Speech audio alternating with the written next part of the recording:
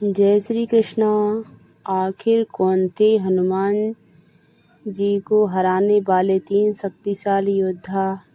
Number 1 पर मौजूद योद्धा तो देवताओं से भी अधिक शक्तिशाली था। हनुमान जी, जिनकी शक्ति मात्र से ही बड़े से बड़े योद्धा घुटने टेक देते हैं, जिनके पराक्रम और अद्वितीय बल की कहानियाँ हम सब ने अनगिनत बार सुनी है। कहते हैं महादेव के अंश अवतार हनुमान जी बहुत शक्तिशाली थे, जिन्हें हरा पाना नामुमकिन था। लेकिन ऐसे ही कुछ दुर्लभ अवसर आए जब महाबली हनुमान जी को भी हार स्वीकार करने पर विवश किया गया। तो आखिर कौन थे वह 3 योद्धा जिन्होंने इस असंभव कार्य को संभव कर दिखाया? क्या यह हनुमान जी की हार थी या उनकी अद्भुत विनम्रता और रणनीति का प्रमाण? क्या हनुमान जी अपनी मर्जी से हारे थे? चलिए विस्तार से जानते हैं आखिर कौन थे वह 3 योद्धा जो हनुमान जी पर हावी हो गए। नंबर 3 पर हैं लव और कुश। ब्रह्म पुराण के पाताल खंड अध्याय 123 के अनुसार एक समय जब प्रभु श्री राम के अश्वमेध यज्ञ का घोड़ा लवकुश के आश्रम में पहुंचा, तो लव ने उस घोड़े को बांध लिया और इस कारण लवकुश का श्री राम की सेना के साथ युद्ध छिड़ गया। कहते हैं उसी युद्ध के दौरान कुश और शत्रुघ्न जी का आपस में मुकाबला हुआ और उस समय कुश ने अपने बाणों द्वारा शत्रुघ्न जी को पराजित कर उन्हें मूर्छित कर दिया। वहीं शत्रुघ्न जी को गिरा हुआ देखकर सूरत वहां आए और कुश के पास पहुंचकर अनेकों बाण चलाए, पर कुश ने एक भयंकर बाण हाथ में लिया, जिसके छूटते ही वो बाण मौत का रूप लेकर सूरत की छाती में भेद गया और सूरत मूर्छित होकर वहीं गिर पड़े। सूरत के गिरने पर कुश को विजय हुआ देख पवन पुत्र हनुमान जी ने एक विशाल वृक्ष उखाड़ लिया और उस वृक्ष को कुश की छाती पर दे मारा। उस वृक्ष की चोट खाकर कुश ने अपनी माता को याद करते हुए धनुष पर अमोघ सहारा अस्त्र रखा। उस भयंकर अस्त्र को देखकर हनुमान जी ने प्रभु श्री राम का ध्यान किया, लेकिन इतने में ही उनकी छाती पर उस अस्त्र की करारी चोट पड़ी। उसके लगते ही हनुमान जी मूर्छित होकर जमीन पर गिर पड़े। तत्पश्चात कुश ने वानर राज सुग्रीव को वरुण पास में बांध दिया और इस प्रकार कुश ने सुग्रीव पर भी विजय पाई। उसी समय लव ने भी पुष्प, अंगद, वीरमणि और अन्य राजाओं को हराकर रण में विजय पाई। वे दोनों महाबली हनुमान जी और सुग्रीव को बांधकर आश्रम ले गए। जैसे ही वे दोनों भाई आश्रम पहुंचे तो वहां देवी सीता ने हनुमान जी और वानर राज सुग्रीव को पहचान लिया और उन्हें छोड़ देने की आज्ञा देते हुए बोली, पुत्रों, ये दोनों बड़े वीर और महाबलवान हैं। ये वीर हनुमान जी हैं जिन्होंने रावण की पूरी लंका को भस्म कर दिया था। माता सीता ने कहा, पुत्रों, तुमने महान अश्वमेध को पकड़ा है, उनके वीरों को मार गिराया और इन दोनों कपीश्वर को भी बांध लिया। यह सब अच्छा नहीं हुआ। वीरों, तुम नहीं जानते ये तुम्हारे पिता का ही घोड़ा है। जाओ उस अश्व को भी खोल दो और इन दोनों वीरों को छोड़ दो। और इसके बाद भगवान श्री राम और लवकुश की भी भेंट हुई थी। अब बात करते हैं नंबर 2 पर मौजूद शक्तिशाली योद्धा की। वो कोई और नहीं बल्कि भरत थे। रामचरितमानस लंका कांड अध्याय 180 के अनुसार जब लक्ष्मण जी रावण के पुत्र इंद्रजित ने गंभीर रूप से घायल कर दिया था, तब उनके उपचार के लिए संजीवनी बूटी की आवश्यकता पड़ी।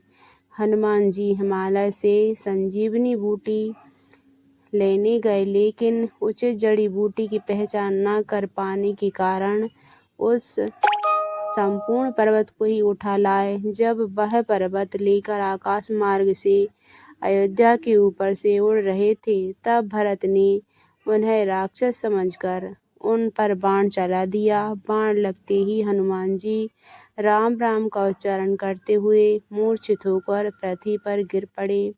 राम नाम सुनकर भरत जी हनुमान जी के पास आए और हनुमान जी को जगाने का प्रयास किया, लेकिन वह फिर भी नहीं जागे।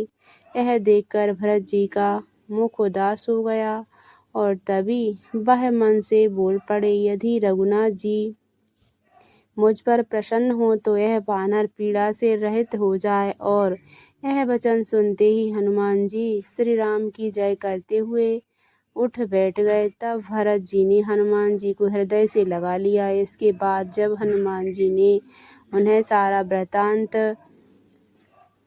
ज्ञात हुआ तो भरत जी और भी ज़्यादा विचलित और दुखी हो गए। उन्हें तब बहुत बड़ा पश्चाताप हुआ। तब मन में धीरज धरकर भरत जी हनुमान जी से बोले, हनुमान, तुमको जाने में देरी होगी और सवेरा होते ही काम बिगड़ जाएगा, इसलिए आप पर्वत सहित मेरे बाण पर चढ़ जाओ। मैं आपको वहां भेज दूंगा जहां श्री राम हैं। भरत की बात सुनकर एक बार तो हनुमान जी के मन में भी अभिमान उत्पन्न हुआ कि मेरे बोझ से बाण कैसे चलेगा, किंतु फिर श्री राम के प्रभाव का विचार करके वो भरत जी के चरणों की वंदना करके हाथ जोड़कर बोले, हे नाथ, मैं आपको हृदय में रखकर तुरंत चला जाऊंगा। ऐसा कहकर आज्ञा पाकर हनुमान जी वहां से प्रस्थान कर गए। और इसके बाद तो आप जानते हैं कि किस तरह हनुमान जी ने लक्ष्मण जी की जान बचाई। लेकिन अब बात करते हैं नंबर 1 पर मौजूद योद्धा की, जो देवताओं से भी अधिक शक्तिशाली था, जिसने स्वर्ग के राजा इंद्र को भी हराया था।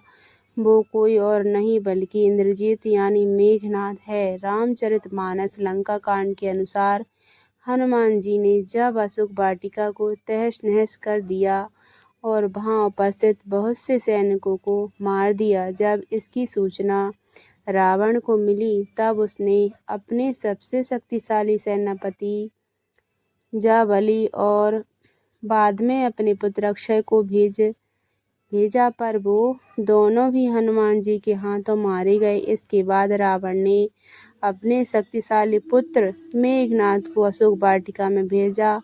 अब दोनों अति वेगवान महाबली हनुमान जी और रावण पुत्र इंद्रजीत आमने सामने थे। मेघनाद ने हनुमान जी पर कई सारे शक्तिशाली तीरों की वर्षा कर दी, पर हनुमान जी की गति बाणों से भी अधिक तीव्र थी और अपने शरीर को इच्छानुसार ढाल लेने की वजह से कोई भी बाण उसके शरीर को भेद नहीं पाया और वह सभी बाणों से बच निकल गए। इसके बाद मेघनाद ने अपनी सारी मायावी शक्ति, अपनी तंत्रिक विद्या और अपने सारे अस्त्र शस्त्र पर चलाकर देख लिए, पर सब विफल हो गए। मेघनाद ने हनुमान जी के विषय में सोचा कि इन्हें किसी तरह कैद कर लेना चाहिए।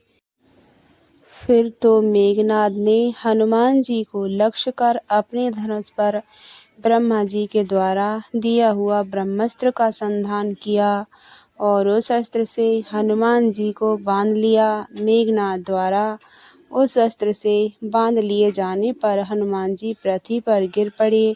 उस ब्रह्मास्त्र को देखकर हनुमान जी को पितामह ब्रह्म से मिले हुए वरदान की याद आ गई, जिसके अनुसार ब्रह्मा जी ने उन्हें वर दिया था कि मेरा अस्त्र कभी तुम्हारा बाल भी बांका नहीं कर पाएगा। फिर हनुमान जी सोचने लगे कि मुझे भगवान ब्रह्मा के सम्मान में इस अस्त्र का बंधन का अनुसरण करना चाहिए। इसीलिए हनुमान जी ने अपने आप को उस अस्त्र में बंधा रहने दिया। हनुमान जी विचार करने लगे कि राक्षसों द्वारा पकड़े जाने से भी मुझे लाभ ही होगा, क्योंकि इससे मुझे राक्षस राज रावण के साथ बातचीत करने का अवसर मिलेगा। इस तरह हनुमान जी राक्षस राज रावण के पास पहुंच गए। कई लोग यह मानते हैं कि मेघनाद ने हनुमान जी को पराजित कर दिया, पर अगर आप वाल्मीकि रामायण के इस वृत्तांत को पढ़ेंगे तो जानेंगे कि हनुमान जी को मेघनाद का कोई भी अस्त्र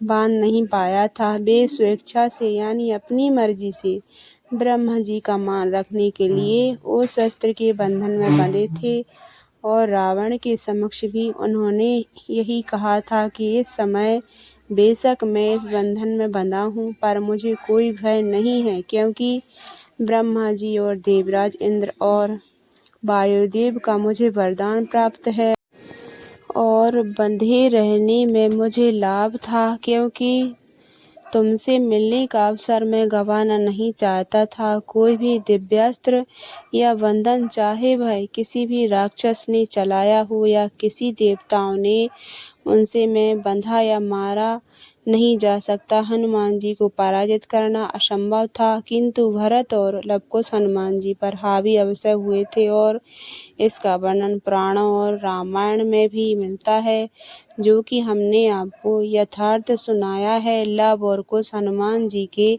आराध्य श्री राम के पुत्र थे और भरत जी श्री राम के भाई स्वयं नारायण के अंश से उत्पन्न होने वाले यह योद्धा बहुत ही शक्तिशाली थे।